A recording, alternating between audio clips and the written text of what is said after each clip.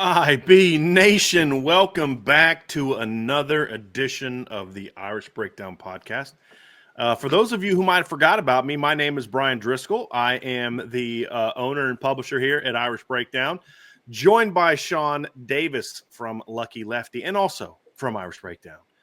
Always part of the crew and the family. And we are back, Shaun. We are a week and a half away from Notre Dame kicking off spring practice. We're going to have a lot to say about that, including, kind of clearing the air on some things that are out there that aren't true. Now, this is kind of my first chance to really address it in today's show. And we're going to talk about the Notre Dame team. We're going to talk about recruiting, R. We're going to talk about the team, Notre Dame team, T. And then we're going to have a college football topic, CF. And so today, Shaun, you and I are going to talk about some of the biggest questions we have about this Notre Dame football team heading into spring. And questions doesn't mean concerns. Questions can also just mean, I don't know. And I'm curious to see how it's going to go. And that's a lot more of where our questions are going to be focused on from when Shaun and I were prepping for the show. It's not so much, gee, I'm worried about this, I'm worried about that. It's like, here's some things we don't know about the team, and there's questions we have that we need to see. And so we want to see, how those things play out. So we'll look at that. And we'll talk about, from a recruiting standpoint, is Notre Dame losing momentum on the recruiting trail? Or have they missed their opportunity to really hit a home run after the 2014 season, 2020, the 14-2 season they had in 2024? We'll talk about that, of course, and then we'll talk about how, the answer is, well, not really. It's a little early, but obviously they're going to have to start getting rolling here a little bit. So we'll have some numbers to throw out at you and some facts to give you and some interesting things to discuss. And then in the college football part, Clemson's having a very good offseason, Trevor, after a much-needed bounce-back 2024 season. In some ways, 2024 was a little bit disappointing for Clemson. I think it was a little bit of a disappointing regular season with the 3 losses that they had. But they bounced back with a big win in the ACC title game, battled Texas in the playoff game, put together a really strong recruiting class. They're off to a great recruiting start now. I think the recent ACC deal probably helps Clemson more than any team in the ACC just because they already have a strong foundation. I think people at Florida State think just having more money to throw into a bad situation is going to somehow make them better. I think for Clemson it helps. So we'll talk about, is Clemson back? Is Clemson back to being that team that people have to look at and say, boy, if they keep doing this, this, and this, they could be back to competing for titles? Or is it just more about them trying to regain primacy in the ACC, but not being the national power that they were from really, if we're being real about it, from 2013 to 2020? Because people forget they beat Ohio State in the Orange Bowl in 2013. They beat LSU in the Peach Bowl in 2014 with Taj Boyd that set the stage for what came later with Deshaun Watson and then Trevor Lawrence. So we'll talk about that as well, Shaun. I'm excited about it. But I'm also just excited to be doing a show with you, man. The week off was good. I got recharged and jumped in the show for about a minute there last week. I just couldn't go a full week without being in the show, man. I just missed y'all too much. You guys did a phenomenal job. You and Trevor did a great job last week with me out, which helped me relax and enjoy the vacation even more. But my man, I'm ready to be back with you, ready to get this thing rocking and rolling. What was your favorite meal? You got it. I do. What did you try? And so they had a lot of different things on the ship. They had a deli place that had some really good sandwiches. They made a great tuna melt. I know it doesn't sound like a whole lot, but it was really good. The tuna was probably fresh. Yeah, it was really fresh. Taste, I told the guy, I said, look, I just wanted tuna, provolone, lettuce on a rustic bread. And he's like, I'm going to make you a tuna melt. And I was like, that's not what I asked for, but whatevs. If I don't like it, I can get another one. It's all free. So he made it, and I was like, you're the man. So had a really nice molten lava cake with ice cream for dinner after one day. The food was okay. It wasn't great. The ship was okay. It wasn't great, but it was great to be around my family, and it was obviously great to relax a little bit. That was the big thing. And then, Ange and I got a chance to spend some much needed time together. We drove 13 hours the last 2 days to get back home from Virginia. Here, actually, the best thing I ate was when I got back home to Virginia, going to Captain George's all-you-can-eat seafood buffet. That was probably the best food I ate while I was gone. But we drove 13 hours the last 2 days. Didn't have the radio on at all. Just a lot of time talking and just, doing a lot of different things. And so that was good. But, man, I'm ready to rock and roll. Spent a lot of downtime there. We had a suite, so we had like a big balcony, so I'd spent a lot of time on the the deck, just thinking through Irish Breakdown and where I want to take it and some of the things that I want to do. And so I'm ready to start implementing some of that stuff, and I'm getting ready to rock and roll, and spring ball's getting ready to start. And I was actually, when we booked the trip, I was really nervous, like we were going to miss the first couple practices just because usually they start in early March. So I was very happy when they announced it was going to be March 18th and then moved back to March 19th. And so all that stuff was good. And so now I get to take that recharge vacation, come back, and dive right in with a good week and a half before Notre Dame starts spring ball, man. So I could not be happier, Shaun. Could not be happier than I am right now, and excited to be back and excited to get going and ready to rock and roll, man. Glad to have you back, bro. Well, Shaun, we got some fun stuff to talk about today, man, and I can't wait. And so I want to start first. It's RTCF, but we mix up the order a little bit. And today we want to start talking about the team stuff. And I want to first start. I want to clear up something and make sure that everybody's on the same page about something, because I was unsure of it. But I said, okay, I'm going to wait till I get back so I can talk to some people about it. But Notre Dame sent out an email while I was gone, and it to the media, and it listed 10 practices. I don't know if it was reported by people that it was only going to be 10. I was trying my best to check out last week of all that. Obviously, I jumped in the show because it was nice just being a listener and enjoying the great job you and Trev were doing last week. And the show that Trev and Bill Bender did was also excellent. Bill's always good.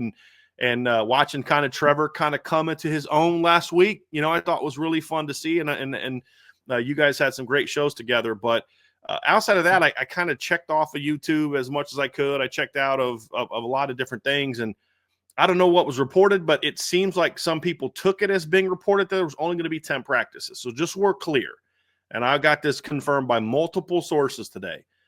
Notre Dame is having 15 practices. That includes the blue gold game. The blue gold game always counts as a practice, so it's like 14 practices plus the blue gold game. The 10 comes from just what we have access to as media. That's where the 10 came from. So maybe it's just a misunderstanding. Maybe it was just reported. I don't know where it came from. Don't care. Not trying to throw anybody under the bus or anything like that. I just want to make sure that we are all on the same page. They are having 15 practices. I wasn't in love with the idea of 10, but I was like, look, they also had a whole extra month of practice compared to everybody else in college football. And only them and Ohio State had that much time. Well, Ohio State had that many. Well, Ohio State has to have 15 because they have a brand new team in a lot of ways. You know what I mean? Where Notre Dame's a little bit of a different deal, but I did love it. And there were some different things that some people had some very emotional reactions to the 15 practices, or 10 practices, but that's not an issue. They're going to have the full 15.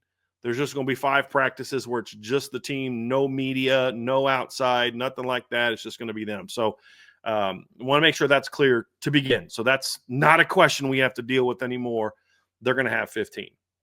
Now let's get into the real team topic today, Shaun, which is the biggest questions we have about this team going in the spring. What I love about college football, and it's even more so true now, and now it's more of a love-hate, but with Notre Dame, it's more of a love because we don't see the mass exodus from Notre Dame that we see from other programs. We don't see a bunch of Notre Dame players jumping into the portal to go get paid bigger paydays just cause, right? I mean, we see guys jump in the portal, but it's more of the natural type of thing. And guys, maybe there's an issue with their position group or they're not guaranteed a starting spot and they want to have one. And that's all the normal stuff. We don't see a big exodus. They have about the same number of guys come in as they have leave every year in the portal. So it's a different situation. But what I've always loved about college football is every team looks so much different. In the NFL, you always have things that look different. But like I remember the Broncos 97, 98, 2 Super Bowl teams, right? I mean, in 97, I think it was like Glenn Cadrez and Alan Aldridge were starting linebackers. And then next year they had a different starting linebacker. 97 team had Gary Zimmerman at left tackle, Tony Jones at right tackle. Gary Zimmerman retires, so Tony Jones moves over to left tackle. I think it was Harry Swain steps in at right tackle. You're always going to have some little changes like that, but for the most part, that was the same team in 97 and 98. I mean, it was still had Elway, still had TD, still had Rod Smith, still had Shannon Sharp, still had McCaffrey, still had, John Mobley, still had, Neil Smith, still had Steve Atwater, still had Alfred Williams, still had Ray Crockett, still had, it was pretty much the same team. In college football, a lot of times, Shaun, it's such a different team year to year. And even a team like Notre Dame that has a lot of guys coming back, it's still going to be such a different looking team this next season. especially because of the fact that you add in some personnel losses in the coaching staff. So there's a lot of questions about this team that are going to, and how they're answered. It's not positive or negative, but just how they're answered are going to have a huge impact on what this team looks like. And I just know, generally speaking, Shaun, for me, that's one of my favorite parts about the offseason is no two teams are the same. 94 Nebraska had a lot of different pieces than 95 Nebraska. How they won games 94 to 95 changed. 01 Miami looked a lot different than 02 Miami, even though it was loaded and elite. One team was a little bit more talented, but had better leadership, in my opinion, than the other one. And so there's just a lot of different things that go into it, but teams look different. And for Notre Dame, Shaun, this team's going to look a lot different. And the big question is going to be, what does it look like? But as we kick this thing off, the biggest question about this team as a whole, before we get into offense and defense, is can this Notre Dame team stay hungry or even take it to another level? Does the success they had this season, Shaun, cause them to feel like, hey, we're pretty good, we feel good about ourselves?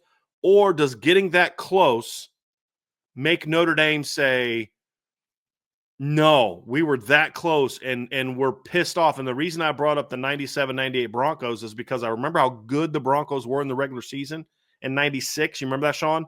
They were really good. And then they go out and get upset by the Jaguars. And instead of saying, well, it is what it is, they got mad. And they came out those next 2 years and kind of took it out on the NFL. Does this Notre Dame team say, we got this close and now I'm even hungrier than I was before? Or do they say, hey, we've arrived, let's feel good about ourselves? Or is it somewhere in between? That, more than anything else that we're going to talk about the rest of the show, could very well, and I think will have, the biggest impact on just how good this team will be in 2025. Will they just be a 10-plus win team that's top 10 team, or are they a title contender again? I think the first thing that we're going to have to see is the answer to that question, Shaun, more than anything else. Yeah, for me, we talked about it pre-show, and I think we're going to, as we go into the other topics, I think it's probably the biggest question, that really kind of spawns and impacts all of the other questions.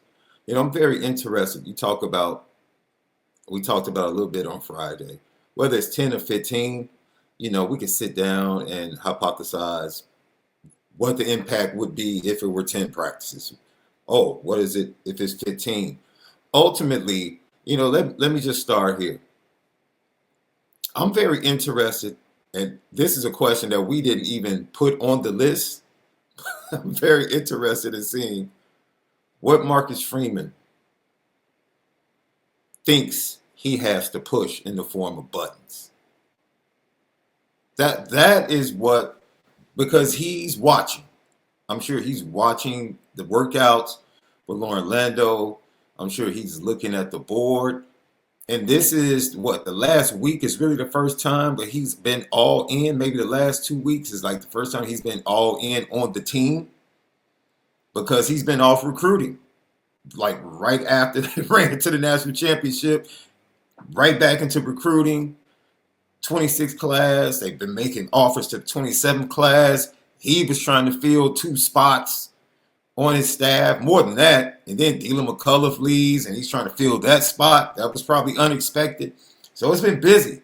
He's probably happy just to get back to focusing on his team. Like, okay, let me lock in and focus on my guys. So I am very interested in what he wants to, like, what, if he had a notepad, I would want to see what his priorities for this spring, because I think his priorities are totally different than they were in any other season, in any other spring. Including a year ago. Yeah, absolutely. Yeah. Right? And I think his evolution as a coach lends itself to him being able to handle whatever he wants to get done. We kind of talked about certain things, but I think for me, that is a question that leads into,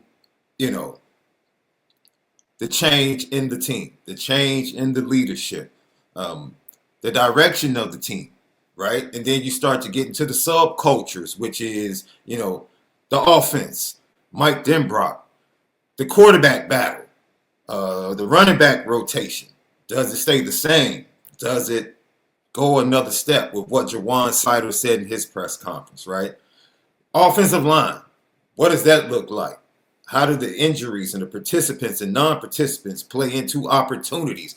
All of these things flow off of what are the priorities for Marcus Freeman on his little card that he has in his back pocket at each practice. Like what's the priority?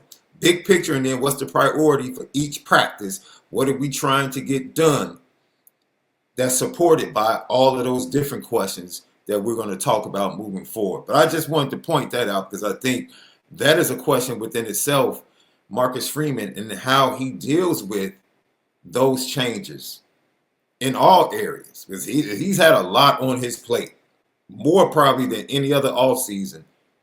It's been a lot because now, not only that, he has to be able to deal with fame. He has to be able to deal with attention. Now, he's always been charismatic. He's always garnered attention. Being the head coach of Notre Dame comes with that. But he almost takes it to another level with the attraction of who he is and coming off of that national championship game. Now it's like, all right, how do you even handle that within yourself? Exactly. It's him staying hungry too, Shaun, right? Mm-hmm. I mean, it's him also having that fire. And I'm not saying he doesn't. I mean, there are certain things that are going to be that it's funny how optics can change from one year to the next. A year ago, Marcus Freeman's at all these sporting events and he's seen, and it's, oh, that's our coach. Now you still have some of that, but now it's like, well, they're not killed in the recruiting trail. And there's this thought of like, you know, like, man, like, I wish that guy was doing more recruiting and not at all these events being a celebrity coach. I'm like, he's doing the same thing now as he did a year ago. But now the expectations have changed. And so now things he did last year are kind of like, well, man, why aren't you out there on the recruiting trail? I'm like, well, we don't know that he isn't, first of all. But like, it is, but that is still a question mark from the standpoint of we just have to see it. Does he have that same fire? Is he going to get after them? Is he going to hold them to the same standard as he did a year ago? Is he going to stay that post-NIU guy? Because you've seen it before, Shaun, where you have something happen and your team takes off and then you have great success and then you kind of come back down because you've kind of had that aha, we've arrived moment. Now, I've heard some different things from people around Marcus Freeman that make me think that maybe he's a little having a reaction to the end of the season that we would hope he would have. Like maybe a little, not, man, what a great year. But more of like I can't freaking believe we lost that. You know what I mean? Like I've heard some of that. So we'll see. But that's all going to be part of this conversation is, to your point, is what Marcus Freeman did last year is the buttons he pushed for this football team. And it didn't happen right away. I mean, it probably took 2-3 weeks to really figure out what I got to do what buttons do I need to push to get this team to, because I thought we had this team figured out. I thought we knew who we were. We went down to Texas A&M and we outplayed that team. We were ready. We handled the 110,000 people. Man, we were the better team that day. And then the next week, no matter what, there was nothing I could do to push the right buttons in the game. What happened? And then we saw them the next week. They just out-talented Purdue for 4 quarters. And then the Miami game comes, and it's a little sloppy, and you're wondering where this team is. And the Louisville game was kind of – I mean, it was a big win, and it was a huge win, but it's a little sloppy. And then coming out of the bye, it's like, okay, whatever they needed to figure out, they got figured out during that bye. And for the rest of the year, that team just annihilated people until the semifinals. And then they had that – because one question I had is, can this team win a close game? That's something we asked ourselves going into the playoffs, Shaun, is can this team win a close game? They haven't played in one in forever. And then we saw that, can this team play from behind? I mean, they hadn't trailed in the second half of a game since Northern Illinois. They haven't trailed at halftime of a game since Northern Illinois. How are they going to handle if they fall behind to Georgia or Penn State? We didn't know who it was going to be, and then we saw them prove that in the Penn State game. We saw them prove that to a degree. I mean, it didn't come all the way back, but that team never quit. So what do you do for an encore? Can you stay that hungry? And can you even take it to another level where, hey, guys, what we did last year in September, October, November, December, January, it doesn't matter because it wasn't good enough to win a title. That doesn't mean I'm dismissing what you did, but what we did last year wasn't good enough. We need to be even better because in Notre Dame, our best is playing for a championship. We didn't play our best football against Ohio State. I think that's what Marcus Freeman's pissed about. It's not that they lost. It was that's not who we are. How we lost is not who we are. And then how do you stay hungry from that? And I think him, Mike Denbrock, Joe Rudolph, Mike Brown, Al Washington, Mike Mickens, Max Bulla, Marty Biaggi, like all the guys that are coming back, are you ready to take your thing to another level too? Do you all have that same level of, man, it was close, but we need to be better. We can be better. And then how do you get your players to live up to that standard? Because it's one thing for a 59-year-old OC to have that maturity, a 39-year-old head coach who's been in that situation as a player, now as a coach, a guy like Chris Ash who's won a championship and all these different things. It's one thing for them to know the mindset and the expectation because they can get fired in the middle of the year if they don't do their jobs. But can the teenagers and the 20-somethings kind of have that same fire? And that's something we're going to see too, Shaun. And you brought up something that I'd like for you to share too, which is this is why it's so important in the spring, because at the end of the day, Marcus Freeman's got to worry about Marcus Freeman and what he's doing as head coach, and he's got to push certain buttons. But there comes a certain level where if you need to push a million buttons for this team to be really good, maybe it's just not going to be really good. And I thought that thing you told me before the show that I want you to share is going to speak volumes, and we're going to get a chance to see, is this that team? First and foremost, we're going to first start to see it in the spring. Yeah, you can talk about expectations, and I think expectations were high. This is not apples to apples because we're talking about coming off a national championship.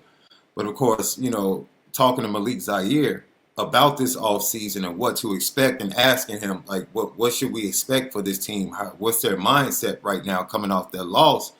And he's like, look, 2014, we're a totally different team. Because we felt like that 2014 team was underwhelming. We had far more talent on that team than the record showed. We had no business being in the Music City Bowl against LSU. And then LSU was the favorite. So we knew going into the game, like, dude, we're better than them. We just have to show it. And so coming out of that game and getting that big win, he was like, no one had to rile each other up or convince each other to stay on campus after spring through the summer. Like the majority of the team stayed during the summer. Like we didn't wait for the fall workouts or fall camp. We worked out together on our own during the summer because we were hungry. We knew we were good enough to be a talented team and had expectations that we could win a national championship. And he was like, that's what they're going to have to do. The leaders of that team and the players are going to have to say, we're willing to go above and beyond whatever the coaches have set up for us because we want to take that next step. He was like, so we talked about Marcus Freeman, but on the flip side, this has to be a player-driven hunger. It has to be a player-driven hunger. Guys, freshmen that come in, you know how it is. When you make it as a freshman or a rookie in a particular sport to the championship, you expect, oh man, I got a long career. I will get back there. And it's like, no, there's work that goes into Dan Marino gets to the Super Bowl in his second year, and you're like, yeah, oh, he'll be back. Oh, he'll be back. No, didn't happen. Never made it back. Right? Yeah. And so, look, Riley Mills came back for the opportunity and missed it because of injury. Like, I'm sure he's happy because he watched it. That's why he made the decision to come back. That's why Howard Cross made the decision to come back. But they both were not at their best. So a part of them or a piece of them is hurt. So you have to make sure that you grab hold to this opportunity, man. This team, this roster, the wave that you're on right now, the coaching staff, the quarterbacks that could possibly cause elevation in the passing game that you have. There's a lot there that if everybody's locked in, pulling on the same rope in the same direction, this team could literally be elevating itself and be better than the 2024 version. That is what's in front of them. That is what is within their grasp. And they have to be willing to go get it. They have to be willing to go get it and do whatever it takes. And so I just thought that was profound coming from Malik, someone that's been through it and knew what that looked like to chase after that thing that you knew you were good enough to go ahead and accomplish. And I really think, a guy like Drake Bowen, I was reminded when Malik was telling me that story, I was like, I remember Drake Bowen being on a recruiting trip as a commit, and he was up there trying to help to recruit. And I remember reaching out to him on a Sunday morning, and he was in the gym working out. And I'm like, what are you doing? You're supposed to be recruiting. He was like, man, I couldn't miss my workout. I had to get my workout in. His home gym. He's out in his garage on a Sunday. No. He was still at Notre Dame. Oh, man. In the gym. Oh, man. He was at Notre Dame in the gym. On a recruiting visit. On a recruiting visit. So knowing that he was going to be one of the leaders, I'm like, okay, that's the type of guy that's at the forefront. Here's the thing that this group of players has to deal with that Malik and his team didn't have to deal with. Because you and I have used that 15 team as a great example of the team leadership. And we've talked a lot about what that team could have been if you didn't have that giant anchor of Brian Van Gorder and Brian Kelly dragging you down. And if you didn't lose Malik and Torian Folson and Durham Smythe and Jerron Jones and Sean Crawford and all those guys to season-ending injuries. But the reality is that was a player-led football team. If you can have a similarly led player team with a guy like Marcus Freeman and Mike Denbrock and the staff that they have now, and Mike Denbrock was obviously a part of that staff, but what was the part of the team that led well that year? It was the offense.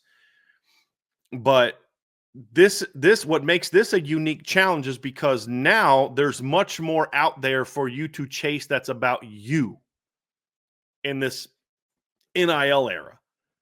Hey, are you willing to say no to this thing over here because you got to focus on this team thing over here? Are you willing to say no to this individual thing over here because you got to be part of this team thing over here? That wasn't an issue for Leonard Moore a year ago. It wasn't as big of an issue for Jeremiah Love a year ago. It wasn't an issue for Drake Bowen. Talk about Drake a year ago. It wasn't an issue for Anthony Knapp a year ago. It wasn't an issue for Jaden Greathouse to the degree it was a year ago. It wasn't an issue for certain guys a year ago the way that it is now. Not because NIL wasn't there, but because they weren't those guys yet. It wasn't there for a Don Schuler a year ago the way that it is now. And I'm mentioning some of these guys on purpose, like Love and Bowen and Schuler and Moore. It wasn't even there for a guy like Christian Gray a year ago the way that it is now. Because some of those guys are guys we expect to be leaders of this team. We expect Jeremiah Love to be a leader of this football team, Emil Wagner to be a leader of this football team, Drake Bowen to be a leader of this football team, Jaden Greathouse to be a leader of this football team, Don Schuler to be a leader of this football team. Well, in today's era, a lot of your best players are the ones being dragged in the different directions the most. If Jeremiah Love is willing to say, I don't care. Yeah, it's nice to get these deals. I want these deals. There's nothing wrong with deals he's getting. There's nothing wrong with the deal Jadarian Price got. There's nothing wrong with any of the deals these kids are getting. As long as it doesn't keep you from your team focus. And so it's going to be imperative that those type of guys, more than anybody else, are in the lab doing the work. Because if they're sacrificing some of these things because, hey, nope, can't do that because we got this morning throwing session we got to get in. We got this morning workout. Not workout that's mandatory, that you have to be at, but we got this workout that we planned or that I'm planning as that leader. Then that tells that guy that's like, hey, man, that guy's giving up this or saying, hey, I'll take the deal, but you're not going to distract me from this, then I better follow suit. And that doesn't change in the NIL, pre-NIL era. But if they're the ones kind of saying, hey, I can't be at this workout because I got to go sign this deal. I can't be at this workout because I got to go sign that deal. And all of a sudden your leaders are doing that. Now that's how your team takes that step back, where you don't have that same hunger. And that's the big question that I have about this team, Shaun, because this is new to all these guys. And they don't have examples of how to have lived through that. They don't, because this is still also new. They're the examples now. They're the guinea pigs of this new crazy era of college football. They're the ones that are going to have to get the things that are wrong about it. They're the ones that are going to suffer through it as a college football entity. The things that we're allowing to happen to college athletes now, these are the players that are going to suffer from that And their suffering is going to lead to hopefully changes to make it better for everybody. So the teams that win in this era are the teams whose leaders of the team are willing to say, the individual glory is great, and I'm going to take advantage of it as much as I can, up to the point where it starts to hurt my ability to lead this team to a championship, because that's still the ultimate goal. And to the extent that Jeremiah Love and Jaden Greathouse and Emil Wagner and CJ Carr, Kenny Minchie, Steve Angeli, Malachi Fields, once ever he arrives in the summer on offense, Billy Schrauth, Anthony Knapp, all those guys, Drake Bowen, Don Schuler, Leonard Moore, Christian Gray, Boubacar Traore, Josh Burnham, Gabriel Rubio, to the extent to those guys say, hey, listen, Jalen Sneed, Jaden Osborne, I won't leave anybody out, Kingston, there's so many of these guys, the extent that they're willing to say, get yours up to the point where it doesn't stop us from our team goals. We're all out to take advantage of these individual opportunities, and there's nothing wrong with that. Peyton Manning did more commercials during his tenure as a football player than anyone I've ever seen as a football player.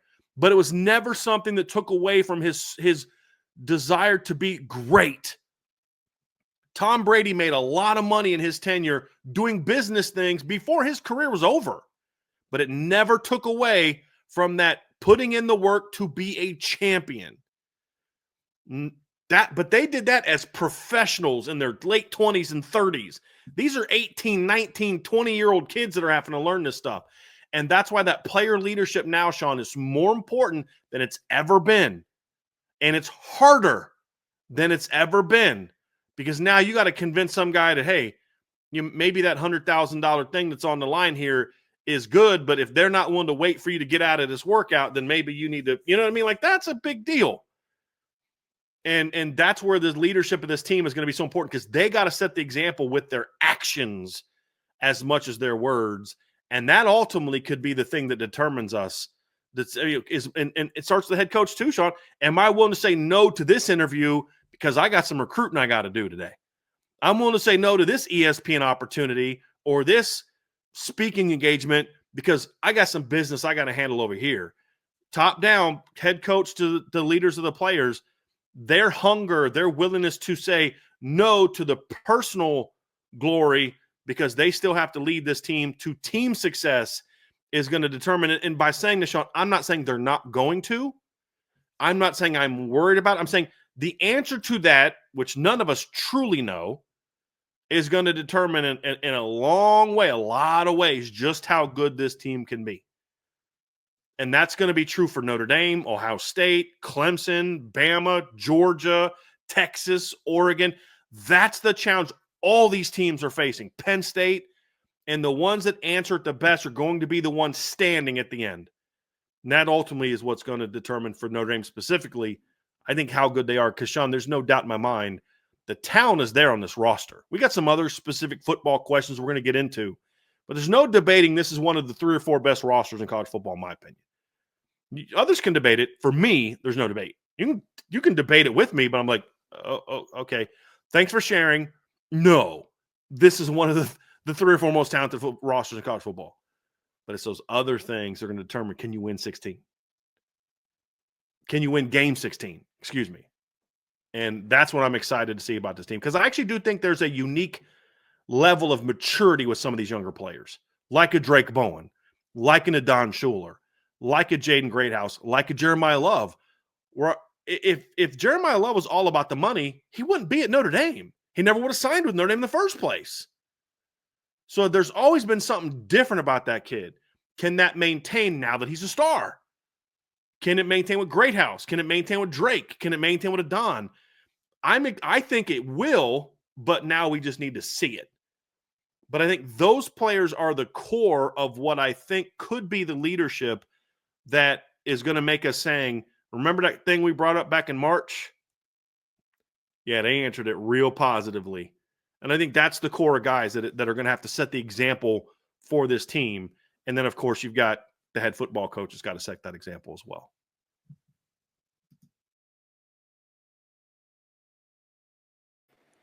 The breadcrumbs from the 24th season that we can pull from would lean you or cause you to lean towards them being able to answer those questions? You already talked about the question they had to answer, before that bye and then after the bye, and then how they looked. And then they had to answer the question, what are you going to do when you're in a close game? What are you going to do against a tough physical team that has just as much as a physical mindset that you haven't gotten over the hump against? That was Georgia. Penn State answered that previous question. And so the only question they didn't answer was, when you go up against an elite team that can score, is your offense good enough to keep up and keep you in the game? And they were still on the comeback trail, even in that, right? They didn't give up. They were resilient, and they got to who they were a little bit too late. So that leads me to believe that they are in the business of finding ways, right? Finding ways. This offense struggled similarly in the middle, or like 2 weeks, 2 through 5, kind of not the same, but we got Sam Hartman from the portal, started off hot, then the offense went into a little bit of a struggle, right? But that was a tough back-to-back. Those 3 games, Ohio State, Duke, Louis, that was tough, right? And ended with USC. Yes. But then, who did you have to figure it out? And I'm not throwing shots. I'm just really giving praise to Mike Denbrock. He figured it out, right? Because they went through a similar thing, but he was able to figure it out. What do we need to do offensively to get this thing going? And he figured it out, and they took off from there, like you said. So that, having Mike Denbrock, who was there, we talked about a reference, what Malik was talking about, he could speak to that. He could speak to the culture. He could speak to how those players reacted. So who can those players pull from? Pull from Mike Denbrock. Ask Coach Denbrock. Have discussions. Marcus Freeman might have some experiences from Ohio State. Those are the type of conversations that you have. Talk to an Amir Carlisle, who's on the staff. They can tell you, like, hey, this is what it was like. Was the summer of 14? Good and bad. Yeah. Good you and talk bad, about yeah. both. They'll pull from the resources that they have. But I feel good with the breadcrumbs that we saw in 24 as far as answering questions, that this staff, these players, the hunger question is going to be answered. If it is, Shaun, I think a lot of this other stuff we're going to talk about in segment 2 falls into place. A lot of the stuff about the recruiting questions we're going to bring up in the show fall into place. And that's why we led with that as we get closer to spring, because the answer to that question of, is this team going to be as hungry? And again, we're asking it not in a, I don't think they're going to be, I'm concerned about this. It's just, we don't know, because we haven't yet to see this team play together, practice together. We haven't seen it. We've yet to see this coaching staff coach together. And until we see those things, we don't know. We can be hopeful, but we don't know. And that's why I think raising this question was really the best way for us to start and kick off this week and really ramp up this spring coverage, because more than any of the stuff that we're going to talk about next, and it's all important, this answer will be at the foundation of how positively all those things get answered. The quarterback thing is, if this is a hungry football team, then that quarterback's going to be a part of it. If this is a hungry football team, then this offensive line is going to carry it. If this is a hungry football team, those young safeties are going to take advantage of the opportunities this spring. And the young receivers, all these things we're going to talk about, they're going to happen because this is going to be a hungry football team. And they're a deep football team, which means, and this is where you get to Marcus Freeman, is like, you've got to make sure you maintain that challenge everything mentality. Because if a returner doesn't put in that work, you need to be able to say, fine, I'm going to go pay this freshman who's not getting any NIL money. He's out there working his tail off every day, putting in the work. Hey, you were great for us last year, but what you did last year stops mattering the first day of winter workouts. Now it's about what you're doing now. And can you maintain that level of hunger? And that's where depth is important too, because it's like, look, Jeremiah Love doesn't want to put in the work this offseason. He's going to have Jadarian Price and Aeneas Williams, Kedron Young, and Nolan James breathing down his neck. Fortunately, I don't believe Jeremiah Love's the type of player that needs that kind of push. even though I use them as an example, but there will be some guys that do. And that's a part of it. So we're going to move on to part 2 here in a second, Shaun. But before we do, I want to ask y'all to do us a favor. Take these next 5 seconds, do one thing for me. If you're listening to the show and you're enjoying the show, right below where you're watching, whether it's on your phone, your iPad, or your computer, there's a little thumbs up button. Go ahead and hit that like for us. Just takes 5 seconds. And whether you're listening live or listening later, it helps us out a ton, right? We do this show for free. We're going to continue to do the show for free. We're going to do some shows that are going to kind of be outside of this 1 hour, this 1 o'clock show every day. That is going to be for the premium members only. But this show doesn't change. And one way that helps us maintain that is that this show continues to grow. One of the ways it helps it grow is for you to hit that like button every time you watch a segment of our show. To share this podcast, not just hit the share button, but also to share it with your Notre Dame friends and family who maybe don't know about us or have things that they think they know about us, but don't know because they haven't actually watched and haven't watched with an open mind. So go ahead and share that with them. That helps us a ton. And of course, another way to help, and the best way to help, is to sign up for the message board at boards.irishbreakdown.com.